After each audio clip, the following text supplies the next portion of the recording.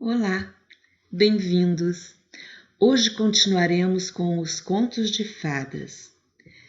Nesta aula, conheceremos um pouco da abordagem psicanalítica dos contos de fadas e da abordagem junguiana, que considera a linguagem dos símbolos e dos arquétipos.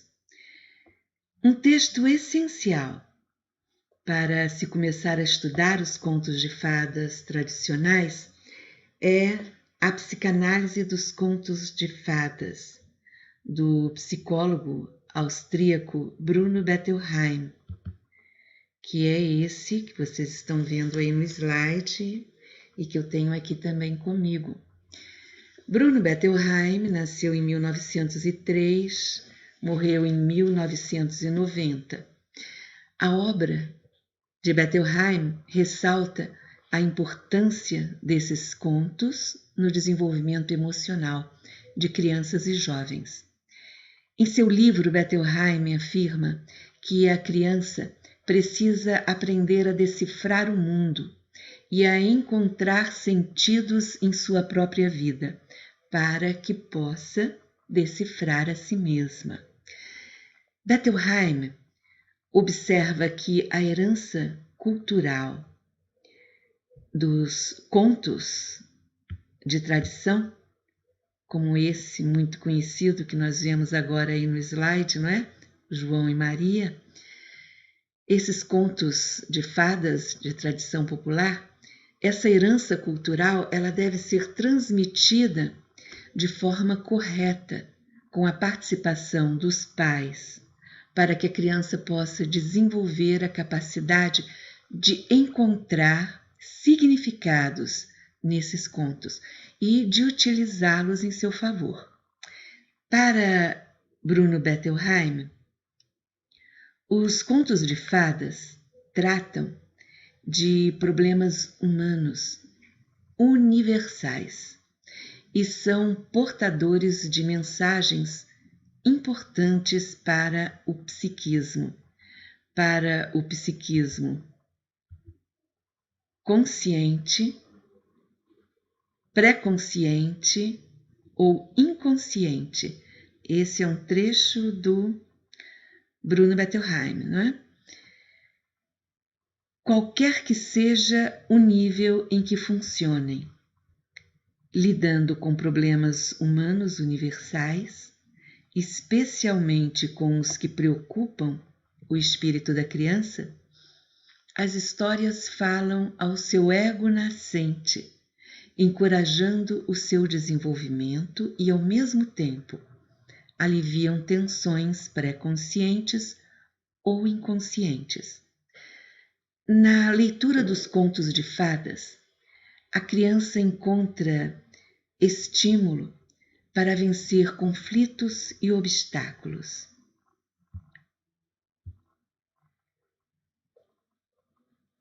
Essas antigas narrativas falam ao ego, dão validade ao id e atendem às solicitações do ego e do superego.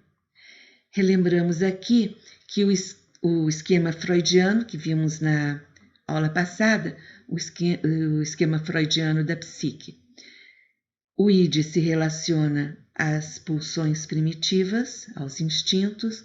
O ego surge a partir da interação com o ambiente, adequando os instintos primitivos à realidade.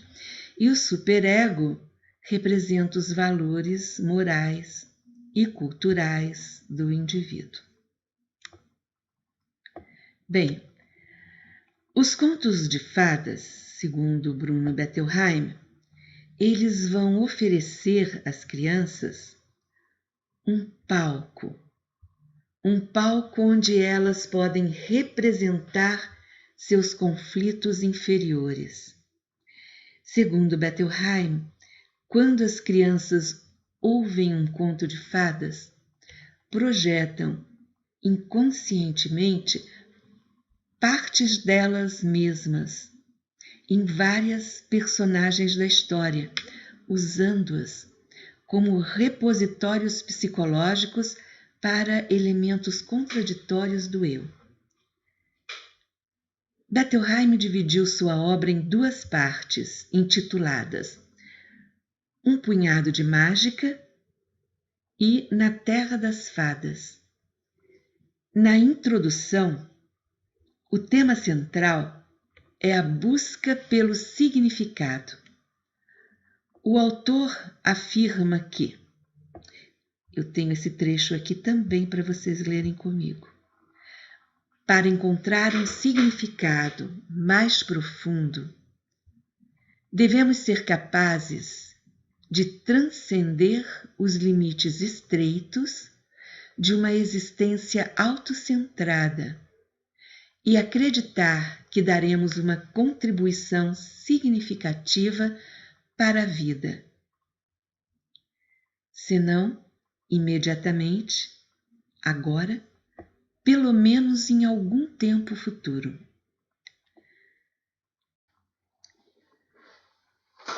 Ao discorrer sobre os contos de fadas e a perplexidade existencial, Bettelheim sugere que para dominar os problemas psicológicos do crescimento, superar decisões narcisistas, dilemas edípicos, rivalidades fraternas, ser capaz de abandonar dependências infantis, obter um sentimento de individualidade, de autovalorização e um sentido de obrigação moral, a criança necessita entender o que está se passando dentro de seu eu inconsciente.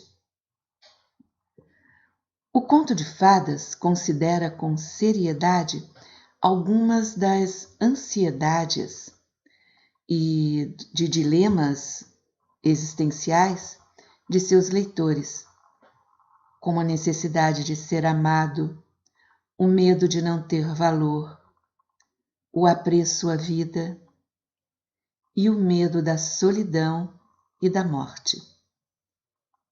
Também indica a importância de se construir uma ligação satisfatória com outra pessoa, obtendo segurança emocional e se libertando de seus medos. Essas histórias mostram que o herói dos contos de fadas precisa partir em direção ao mundo para encontrar a si mesmo e para encontrar o outro. Esses contos são orientados para o futuro, guiando a criança para que ela abandone seus desejos infantis de dependência e possa buscar uma existência mais independente e mais satisfatória. Na primeira parte de A Psicanálise dos Contos de Fadas, Bettelheim aborda diferentes temas como os embates entre o princípio do prazer e o princípio da realidade, as diferenças entre os mitos e os contos de fadas, a importância da exteriorização de conteúdo do inconsciente, a conquista da integração e a unificação de nossa natureza dual, os conflitos edípicos e a conquista da autonomia. Esses temas são abordados com o apoio de exemplos retirados de contos de fadas conhecidos, como O Pescador e o Gênio, A Rainha das Abelhas e A Guardadora de Gansos. Essa ilustração é do conto A Guardadora de Gansos, e tanto A Guardadora de Gansos como A Rainha das Abelhas são contos que podem ser encontrados na nossa biblioteca Bibliolibras. Na segunda parte, intitulada Na Terra das Fadas, Bettelheim analisa mais pontualmente 8 contos de fadas bem conhecidos, entre os quais João e Maria, Chapeuzinho Vermelho e Branca de Neve, que é essa ilustração que vocês estão vendo aí, encerrando a segunda parte do livro com O Ciclo do Noivo Animal dos Contos de Fadas. Bruno Bettelheim analisa as histórias como A Bela e a Fera, O Príncipe Sapo e Rosa Branca e Rosa Vermelha, onde o príncipe foi transformado em um urso.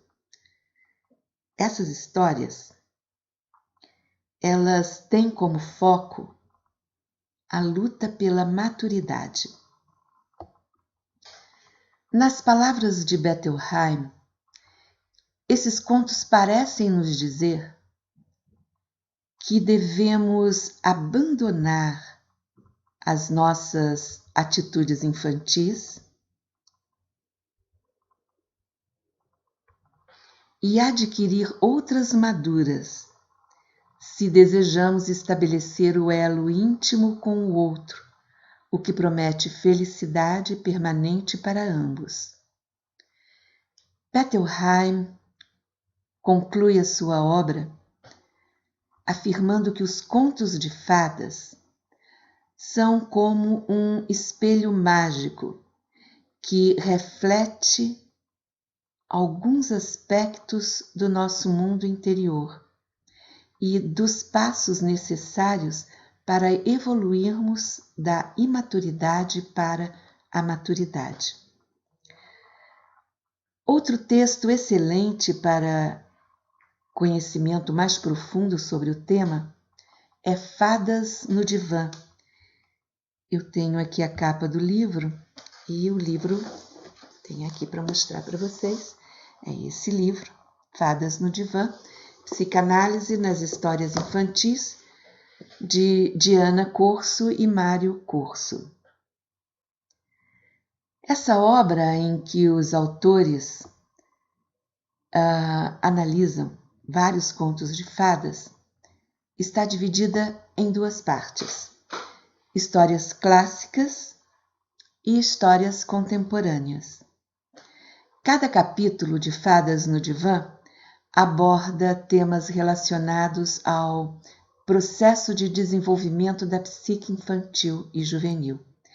Temas como o sentimento de inadequação e rejeição, a fantasia de ser devorado, a curiosidade sexual infantil e a mãe possessiva são temas examinados à luz de contos como O Patinho Feio, João e Maria, Chapeuzinho Vermelho e Rapunzel.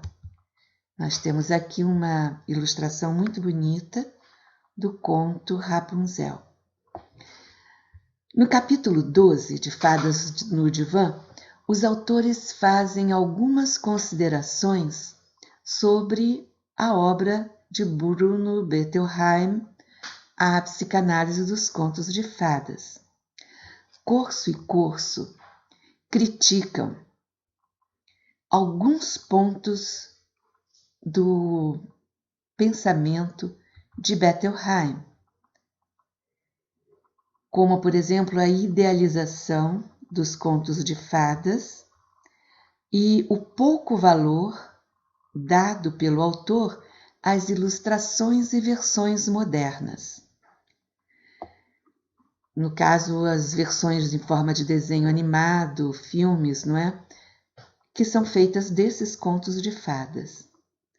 No entanto, afirmam o mérito das pesquisas de Bettelheim e reconhecem o seu papel na consagração dos contos de fadas como obras recomendáveis para crianças. No final do capítulo, onde tecem considerações sobre o livro de Bettelheim, Corso e Corso concordam que a criança precisa receber, de forma simbólica, as sugestões de como lidar com seus problemas existenciais. Ao discorrerem sobre a eficácia psicológica dos contos de fadas e seus possíveis efeitos terapêuticos, os autores citam Bettelheim. O conto de fadas é terapêutico porque o paciente encontra sua própria solução através da contemplação do que a história parece implicar acerca de seus conflitos internos neste momento da vida. Sobre a importância dos contos de fadas para estimular o devaneio e a imaginação, Bettelheim observa que a forma e a estrutura dos contos de fadas sugerem imagens à criança com as quais podem estruturar seus devaneios. A segunda parte de Fadas no Divã é dedicada a textos publicados nos séculos XIX e XX. Corso e Corso avaliam as características da nova infância, além de discorrerem sobre a importância das histórias em quadrinhos, dos desenhos animados e livros como Peter Pan, O Mágico de Oz e a série Harry Potter, da Joanne Rowling, entre outros. Além da crítica psicanalítica freudiana, outra linha de pesquisa dos contos de fadas e da literatura infantil e juvenil é a que acompanha a psicologia junguiana ou psicologia analítica e valoriza os símbolos e os arquétipos presentes nessas narrativas. Eu tenho aqui um slide para vocês sobre aquela parte da fala dos Corso e Corso. Aqui Peter Pan, um livro do Peter Pan. E aqui nós chegamos, eu dei uma atrasada nos slides, não é? Mas então vamos em frente. Além da crítica psicanalítica freudiana, outra linha de pesquisas dos contos de fadas é a da psicologia junguiana, que é o que nós vamos ver agora, ou psicologia analítica, que valoriza símbolos e arquétipos presentes nessas narrativas. Para o Jung, o foco dos estudos sobre a psique humana deve ser o simbolismo, pois a psique tem uma natureza simbólica. O interesse de explorar os processos inconscientes expressos nos mitos e nos contos de fadas levou Jung a abrir novos caminhos para as pesquisas do imaginário, a partir de conceitos como arquétipo, inconsciente coletivo e individuação. Em sua origem, arquétipo significa algo como modelo primordial, ou modelo antigo de arquese. Para a psicologia analítica, porém, os arquétipos são conteúdos do inconsciente coletivo, matrizes arcaicas, onde configurações análogas ou semelhantes tomam forma. Segundo Jung, os arquétipos são formas instintivas de imaginar, possibilidades inatas de representar imagens. Nesse slide, vocês têm 3 imagens inspiradas pelo arquétipo Pai. A representação de Deus Pai, que o Michelangelo Buonarroti eternizou na Capela Sistina, a imagem de Josué, o patriarca dos hebreus, e o deus grego Zeus, o pai de deuses e homens.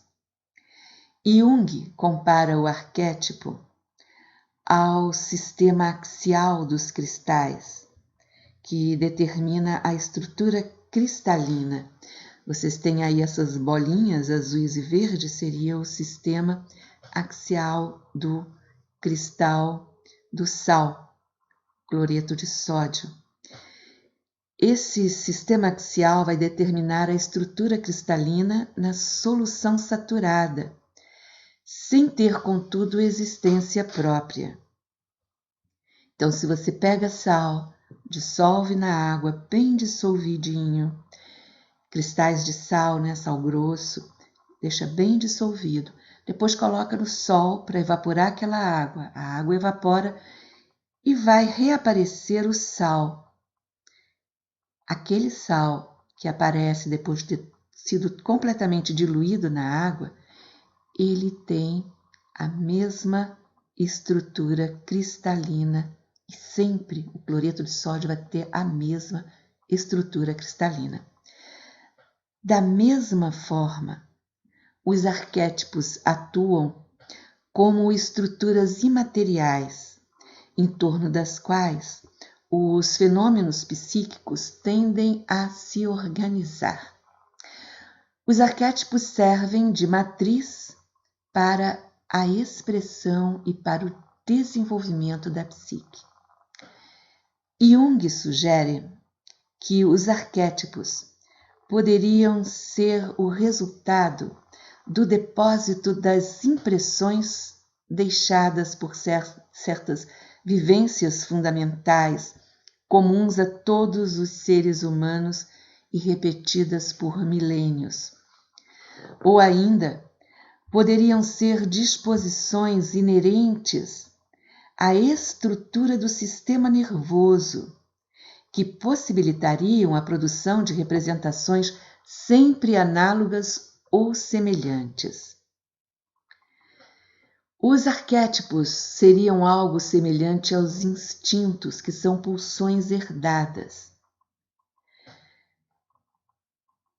Quando se pensa no arquétipo, na nossa relação com esses arquétipos, né, eles seriam semelhantes aos instintos, nasceríamos com essa propensão a formar imagens a partir dos arquétipos. Jung se refere ao arquétipo como a um sistema de virtualidades psíquicas. Aí nesse slide nós temos uma ilustração de um conto russo com a princesa Vasilisa e Babigá. A princesa chegando na casa de Babigá, nós vemos os crânios. Então, essas são vivências, certamente, eu já falei com vocês que provavelmente Babigá é uma personagem dos contos de fadas com origem muito antiga e relações de semelhança arquetípica com a deusa Kali, a deusa da morte, a deusa que se cerca de caveiras e de ossos humanos. Né? O Jung se refere ao arquétipo como um sistema de virtualidades psíquicas. As imagens arquetípicas são tão diferentes do arquétipo quanto as imagens óticas são diferentes do olho humano. Elas se assemelham, contudo, por se formarem na relação entre o órgão e o objeto externo. Essa comparação, segundo Jung, afasta a noção de modelo, demasiado estática e fixista. Então, aquela ideia de modelos antigos para arquétipo, o Jung ele rejeita, porque ele acredita no caráter dinâmico dos arquétipos. No caso, por exemplo, do arquétipo mãe, as imagens formadas podem aparecer de formas bem diferentes. A mãe pode ser boa, doce, protetora, generosa, mas também pode ser uma figura má, agressiva, vingativa e ameaçadora. O arquétipo da mãe pode surgir em imagens ligadas à vida, como a mãe que amamenta e educa, ou em imagens ligadas à morte, quando a mãe, imersa em sofrimento, deve enterrar o corpo do filho. Nesse próximo slide agora, vocês vão ver o arquétipo mãe atualizado em imagens como Ísis, essa primeira imagem, Ísis amamentando seu filho Horus, Nossa Senhora e o menino Jesus, a Pietà de Michelangelo aqui embaixo. Na Pietà nós vemos Maria e seu filho morto, e na obra Mulher Amamentando de Renoir, aquele retratou a sua esposa, Aline, amamentando um de seus filhos. A imagem arquetípica, ela está sempre presente nas imagens simbólicas como um fator essencial. Os símbolos constituem uma rica linguagem universal e expressa por meio de imagens. Jung afirma que um símbolo não traz explicações, impulsiona para além de si mesmo na direção de um sentido ainda distante, inapreensível, obscuramente pressentido e que nenhuma palavra poderia exprimir de maneira satisfatória. É o caso da imagem de uma ave, a pomba branca, usada como símbolo da Santíssima Trindade pela Igreja Católica. Nesse caso, o símbolo da pomba atua como mediador entre o consciente do observador, que observa a imagem, e o seu inconsciente, ativando os sentidos de sua fé. Jung observa que o arquétipo funciona sempre como um nódulo de energia psíquica. Quando essa energia, em estado potencial, se atualiza, formam-se imagens arquetípicas e simbólicas. Ao serem trazidos à consciência e vivenciados dramaticamente, ou seja, de forma teatral, como um drama, por isso o uso do termo dramaticamente, pois bem, vivenciados dramaticamente, os arquétipos permitem à psique cumprir as etapas da individuação. Em sua essência, a individuação é uma tendência humana, instintiva, que contribui para a realização plena das potencialidades inatas. Nise Silveira, uma discípula de Jung, afirma: todo ser tende a realizar o que existe nele em germe, a crescer, a completar-se. Assim é para a semente do vegetal e para o embrião do animal. Assim é para o homem, quanto ao corpo e quanto à psique. No confronto do inconsciente pelo consciente, no conflito, como na colaboração entre ambos, é que os diversos componentes da personalidade amadurecem e unem-se numa síntese, na realização de um indivíduo específico e inteiro.